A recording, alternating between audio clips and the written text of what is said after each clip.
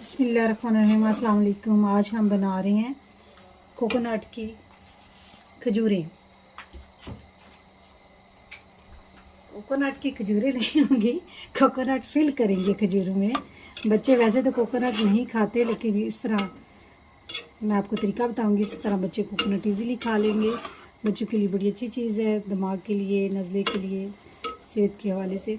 जी जनाब, कोकोनट को मैंने 1 केजी दूध में डिप कर दिया था आधा घंटा पहले।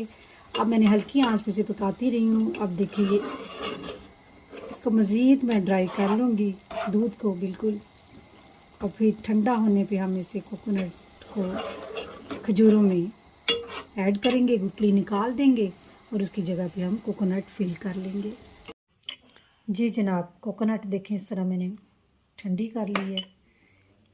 अब इसको मैं खजूर ले रही हूँ, इस तरह इसमें से गुठली निकाल के इसमें इस तरह फिल कर लूँगी। और ये जितनी कोकोनट फिल कर सकते हैं कर लें।